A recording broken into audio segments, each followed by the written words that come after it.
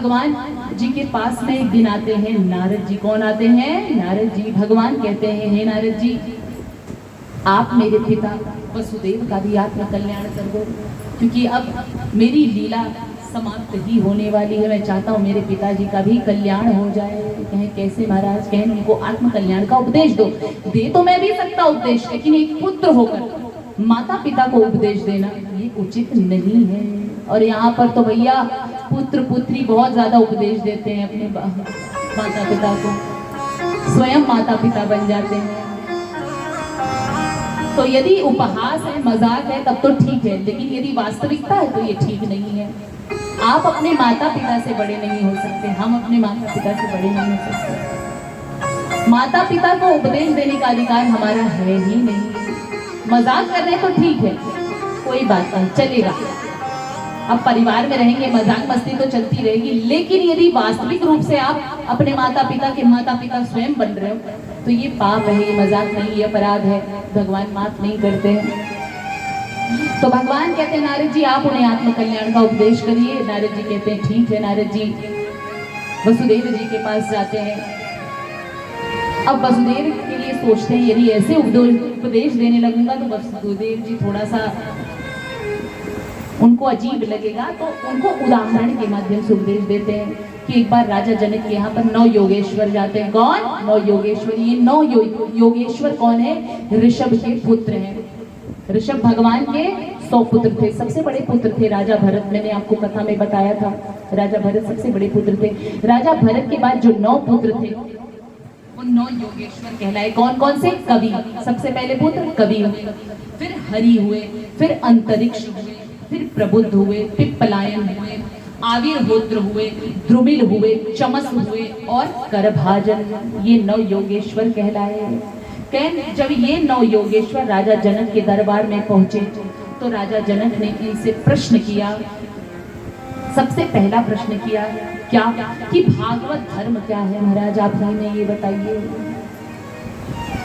तो कहे भागवत धर्म। तो सबसे पहले कवि जी ने बोला सवै पुंसाम परो धर्मो यतो भक्ति रधोक्षजे अहेतुक्य प्रतिहता ययात्मा संप्रसीदति। सवै पुंसाम परो धर्मो, सबसे बड़ा भागवत धर्म है भगवान के श्री चरणों में भक्ति। सबसे बड़ा धर्म है। चाहे वो भक्ति किसी भी प्रकार से करो, लेकिन भगवान के श्री चरणों में भक्ति होनी ही चाहिए, चाहे ज्ञान के द्वारा, चाहे कर्म के द्वारा, चाहे भक्ति के द्वारा।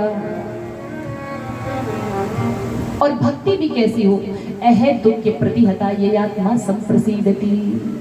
निरंतरता होनी चाहिए भक्ति में।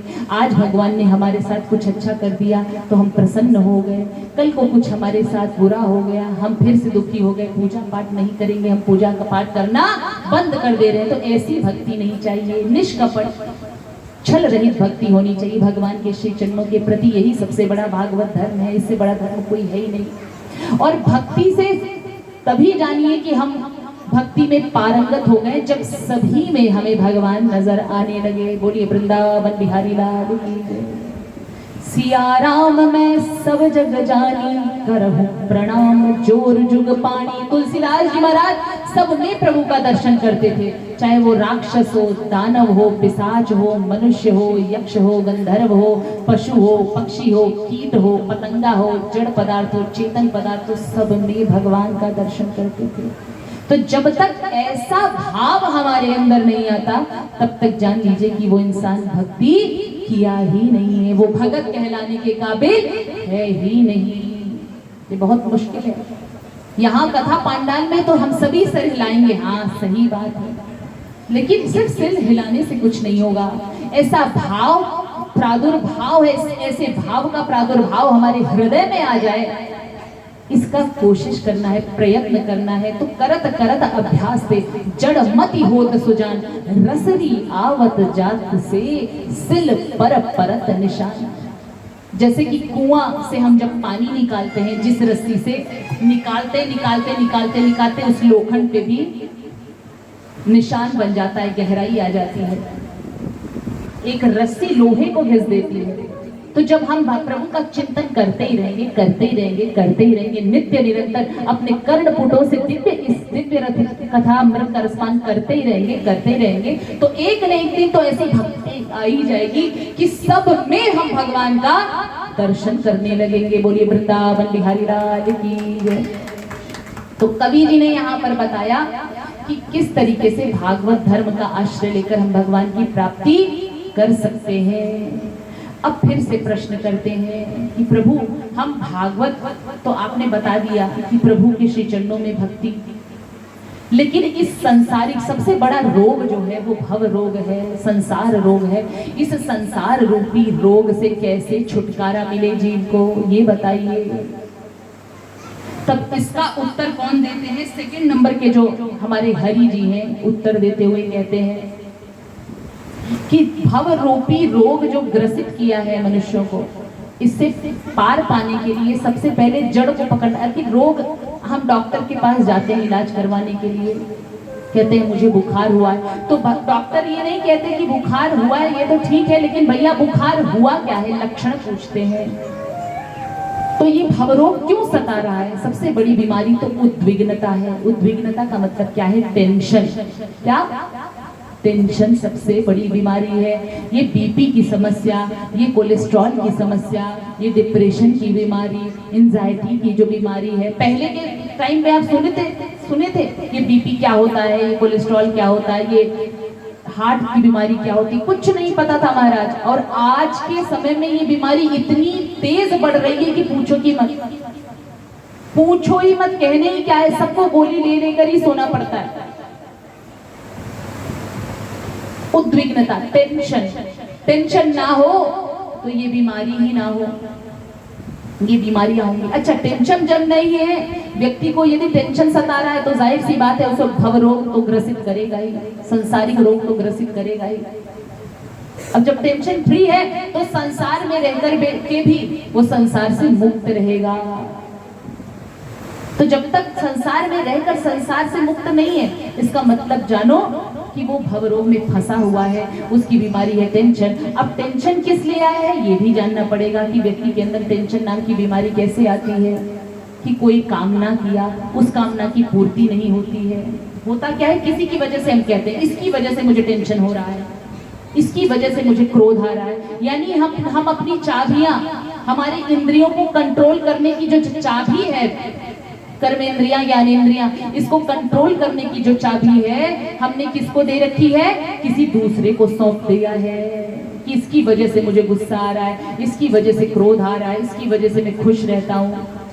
क्यों भैया, आप अपनी वजह से खुश नहीं रह सकते हो, अपनी वजह से आप खुश नहीं रह सकते हो।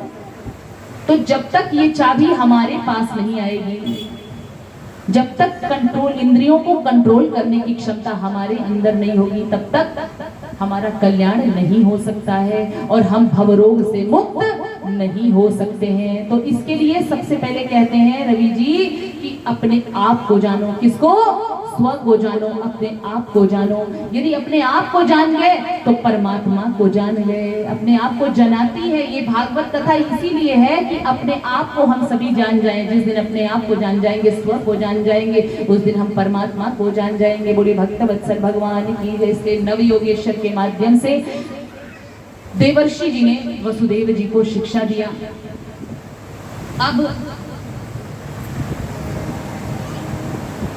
अब भगवान वृक्ष की छाया में बैठते हैं, आराम से ध्यान मग्न है। भगवान की उम्र इस समय 125 वर्ष की हो गई है। आकाशवाणी होती है, देवताओं ने आकाशवाणी किया। आकाशवाणी क्या किया देवताओं ने कि हे प्रभु, अब आपकी ये दिव्य लीला जो है लगभग पूरी हो चुकी है, कृपया आप स्वधाम गमन करिए। कहते हैं अभी थोड़ी बहुत बाकी रह गई है महाराज, हमें कर लेने दो।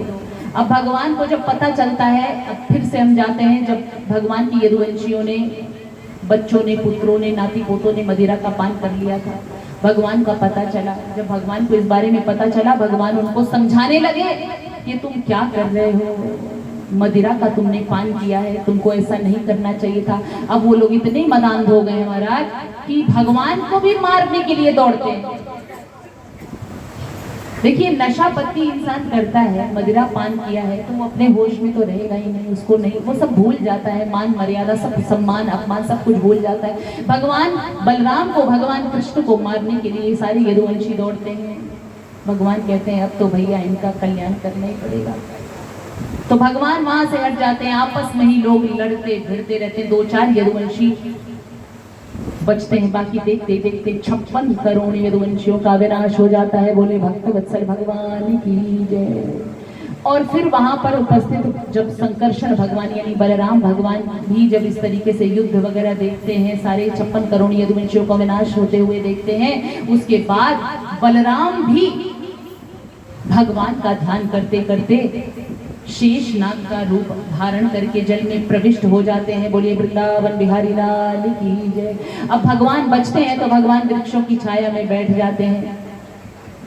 अब भगवान ने अपना एक पैर यानी दाहिना पैर बाएं पैर पे रखा है, दाहिना पैर बाएं पैर पे रख दिया है भगवान ने, और भगवान का जो तालू है बड़ा लाल लाल और कोमल कोमल दिख रहा है। तो वहां से वही शिकारी जो बाण बना रहा था और मूषल का जो बचा हुआ हिस्सा था कील के रूप में लगाया था जरा नाम का व्याध, उसने सोचा कि ये भगवान का, उसको नहीं था पता कि ये भगवान का पैर है। अब भगवान की जो तालू है, जैसे हमारे तालू तो सफेद सफेद नजर आते हैं, लेकिन भगवान का तो एकदम लाल लाल तालू नजर आ रहा है। उसे लगा कि किसी हिरण का मुख है, लाल लाल, इसी पे मैं हिरण पे जो है शिकार, उसका काम ही है शिकार करना, तो बाण का संधान करूंगा और ये जो है जानवर मर जाएगा। उसको सिर्फ और सिर्फ भगवान के चरण ही दिख रहे थे, भगवान के चरण एकदम लाल लाल थे। उसको लगा किसी जानवर को मैं मार रहा हूँ, बाण संधान कर दिया उस जराव्याध ने, बाण का संधान कर दिया। भगवान के पैर रक्त रंजित हो गए। पास में आकर देखता है जानवर होगा, देखता है तो परम पिता पर ब्रह्म परमेश्वर द्वारिकाधीश के रूप में वहां पर विराजमान है। अब वो रोने लगता है, अश्रुधारा प्रवाहित करने लगता कि भगवान हमसे बड़ी भूल हो गई, हमने अनजाने में ये गलती कर दी। प्रभु आप द्वारिकाधीश हो, आप परमपिता पर ब्रह्म परमेश्वर हो, हमने बहुत बड़ा अपराध कर दिया। आप फिर बाण चला दिया। कहे नहीं व्याध, जरा नामक व्याध को संबोधित करते हुए कहते नहीं नहीं, ये तूने नहीं मारा है, तूने मेरी मर्जी से मुझे मारा है, मैंने मरवाया है, तूने मारा नहीं है। करही करावे भंजन सोई, उमा राम गति लखान सोई। तो भगवान करने वाले भी हैं, कराने वाले भी हैं। तेरी क्या मजाल कि तू मुझे मारता, ये तो मैं ही, मेरी ही लीला थी, मुझे स्वधाम गमन जो करना है।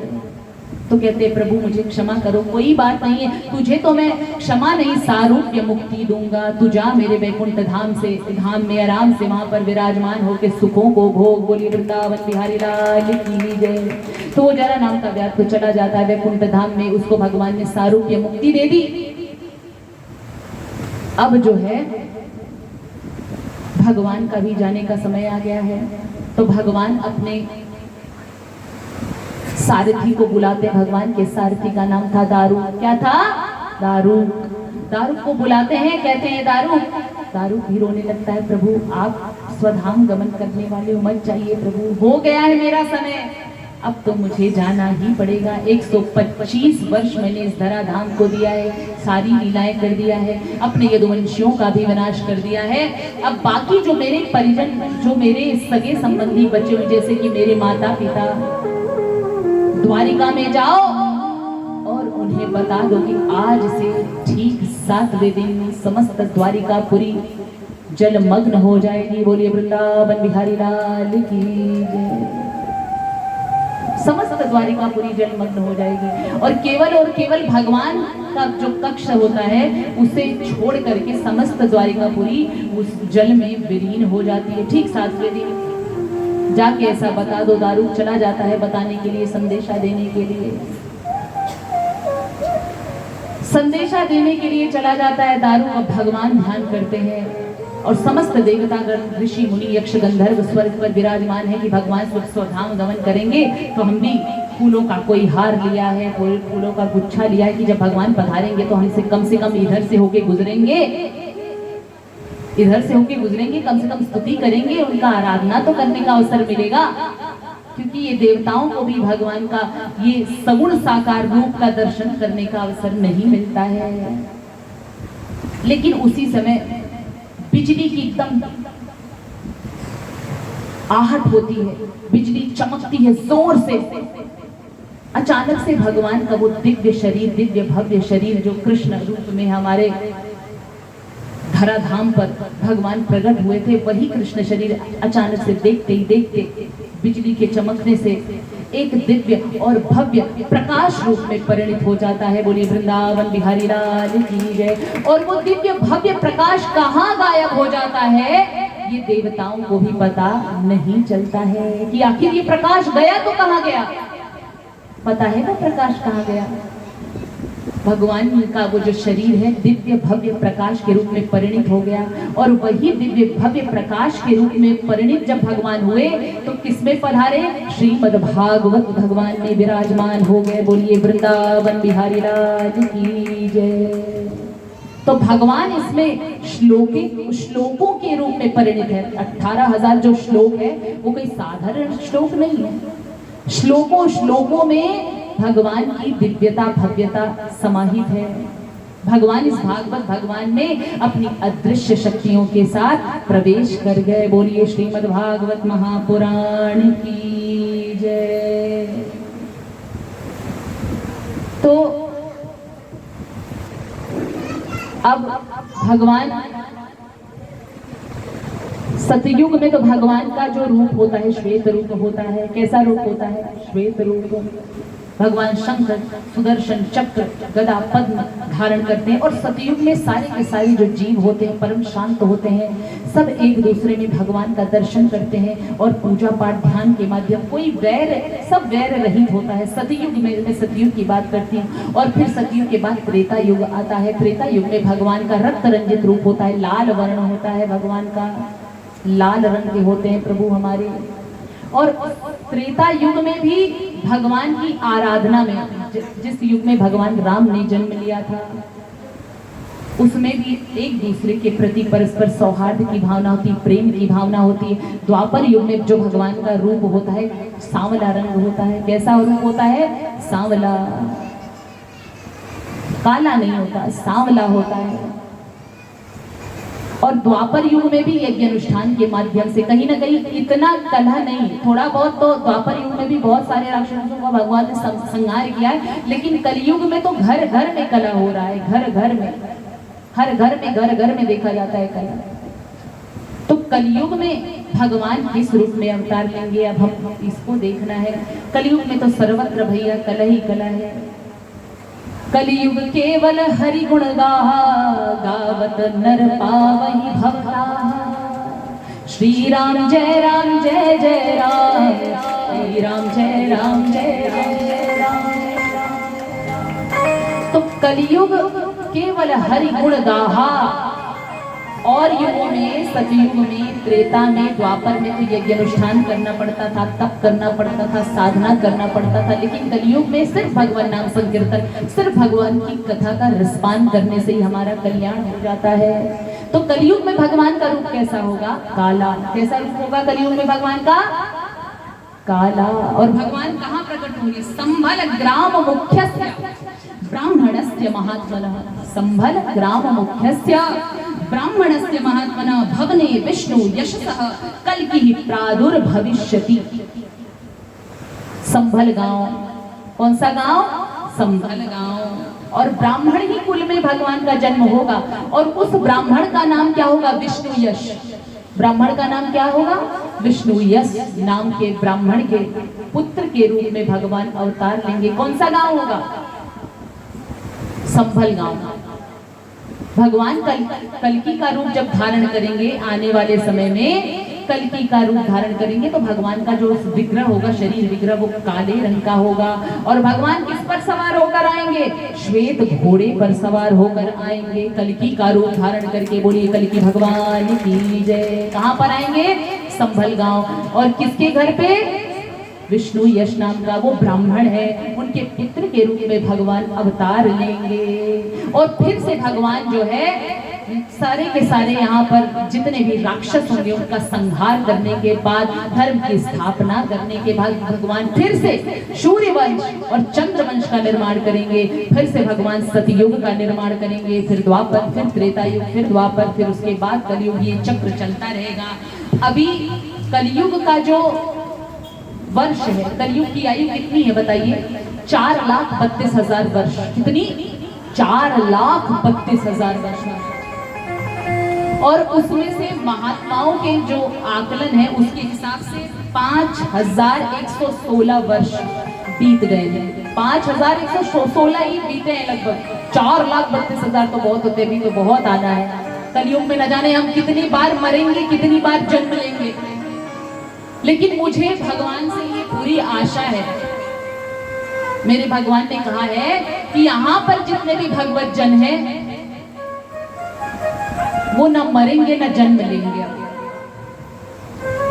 सीधे सीधे हम सभी भगवान के अंदर प्रवेश करेंगे। बोलिए वृंदावन बिहारी राज की जय। अरे 7 दिन हो गए हम कथा सुन रहे हैं यहाँ पर, और वो भी बड़े प्रेम से माताएं, सारी माताएं हमारी, सारी बहनें बड़े प्रेम से आती हैं और पूरा कथा बड़े प्रेम से श्रवण करती हैं। और भाई लोग भी, हाँ बिल्कुल, देवी देवता दोनों, जितने भी हम कह रहे हैं सारे के सारे आप भगवत जन। यहाँ स्त्री या फिर पुरुष को संबोधन नहीं करूंगी, आप हम सभी यहाँ पर सब जीवात्माएं। क्या है? हम सभी जीवात्मा हैं और हम सभी ने भगवान की इस दिव्य भव्य कथा का रसपान किया है, तो हम सभी का कल्याण होगा। बोलिए श्रीमद् भागवत महापुराण की जय।